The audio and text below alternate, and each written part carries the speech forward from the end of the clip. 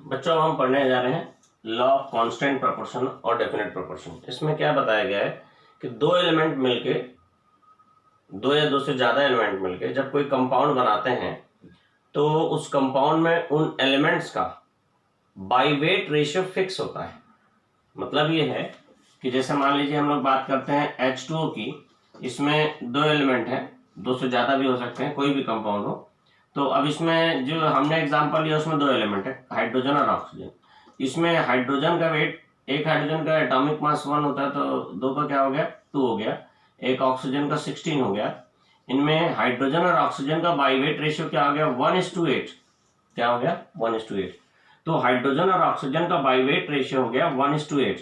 तो मैं कहना यहाँ ये चाह रहा हूं कि अब वाटर जो है उसका सोर्स चाहे कुछ भी हो, ठीक है, चाहे वो तालाब का पानी हो, नदी का पानी हो, कुएं का पानी हो, हैंडपंप का पानी हो, कहीं का भी पानी हो, उसमें जो हाइड्रोजन और ऑक्सीजन का बाई वेट रेशियो जो रहेगा वो फिक्स रहेगा।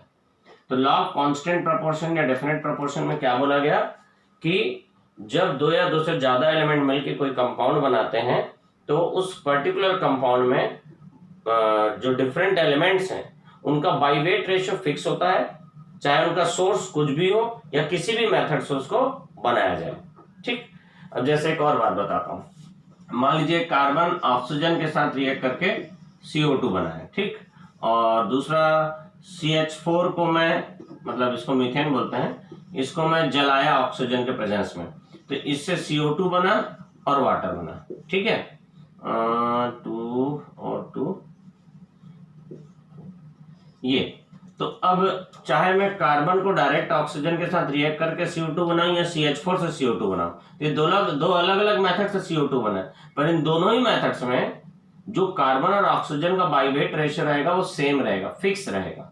जैसे अब कार्बन का मास कितना होता है 12, एक ऑक्सीजन का मास कितना होता है 16, तो दो का हो गया 32। ठीक है, तो ये 4 से डिवाइड करेंगे तो 3:8।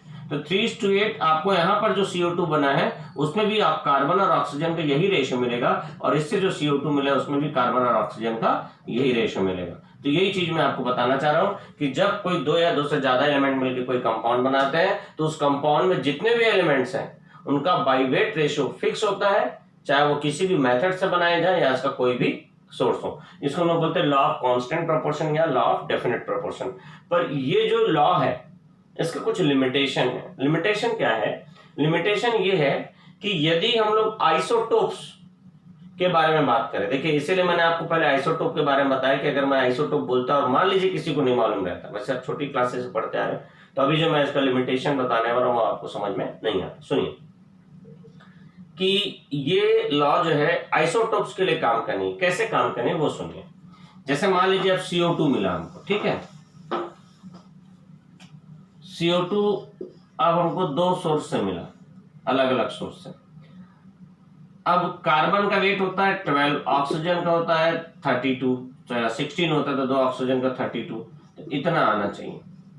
पर मान लीजिए कि ये जो कार्बन है ये एटॉमिक मास 12 वाला कार्बन है और ये उसका आइसोटोप है जिसका एटॉमिक मास 14 होता है, तो यहाँ 12:32 रेशियो है, पर यहाँ रेशियो तो 14:32 हो गया, तो क्या इनका रेशियो सेम आएगा? नहीं आएगा। तो यहाँ लॉ ऑफ डेफिनेट प्रोपोर्शन गलत हो जाएगा। एक ही कंपाउंड है और उसमें बाई वेट जो एलिमेंट का रेशियो तो अलग अलग हो गया।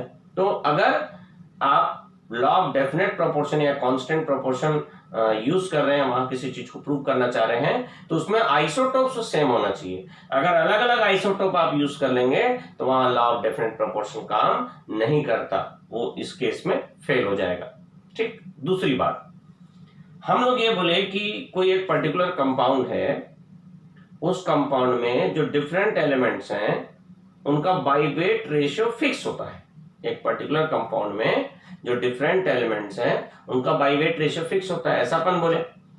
लेकिन इसमें उल्टा एक चीज ये भी होता है कि एक पर्टिकुलर कंपोजिशन वाले, मतलब उसमें क्या होगा कि सेम मॉलिक्यूलर फॉर्मूला वाले कंपाउंड्स रहेंगे, तो उसमें जो डिफरेंट एलिमेंट्स कंबाइन हो रहे हैं उनका बाई वेट रेशियो भी सेम रहेगा, पर कंपाउंड ही अलग अलग होंगे, जिनको क्लास 10th में आप पढ़े होंगे आइसोमर्स।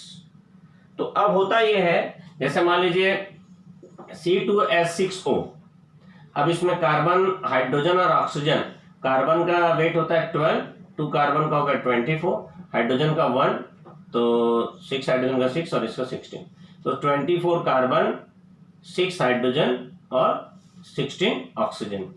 ये आपको दो कंपाउंड में दिखेगा। ये है एक ये अल्कोहल जिसकी अभी बहुत ज्यादा जरूरत है, मालूम आपको, और ये एक हो गया ये एक्चुअल में होता है ईथर। ये है अल्कोहल, इसको एक्चुअल में बोलते हैं इथाइल अल्कोहल, और ये होता है ईथर। इसमें देखिए कार्बन 2 है, 2 कार्बन एटम्स है, 3 + 3 6 हाइड्रोजन एटम है, 1 ऑक्सीजन एटम है। इसमें भी 2 कार्बन एटम है, 5 + 1 6 हाइड्रोजन एटम, 1 ऑक्सीजन है। तो दोनों में कार्बन और हाइड्रोजन और ऑक्सीजन का बाई वेट रेशियो वही है, पर कंपाउंड ही अलग अलग है। तो यहां पर भी क्या होगा, लॉ ऑफ डेफिनेट प्रोपोर्शन अपने को सही नहीं लगता है। मतलब यहाँ ये तो कंपाउंड ही अलग हो गया। उसमें क्या बोल रहा है, एक पर्टिकुलर कंपाउंड चाहे वो किसी भी मेथड से बनाया जाए, किसी भी सोर्स से उसको निकाला जाए, पर उसमें जो डिफरेंट एलिमेंट्स हैं उनका बाई वेट रेशियो फिक्स होता है, पर यहाँ तो कंपाउंड ही अलग हो गया। तो ये दो केसेस होते हैं, एक आइसोटोप के केस में और एक आइसोमर्स के केस में लॉ ऑफ डेफिनेट प्रोपोर्शन हमको सही जान नहीं पड़ता है, मतलब सही है ऐसा नहीं लगता है।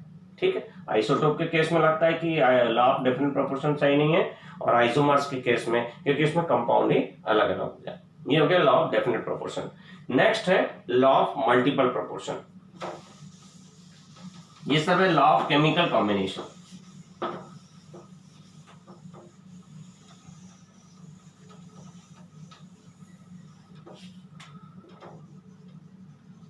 Law of multiple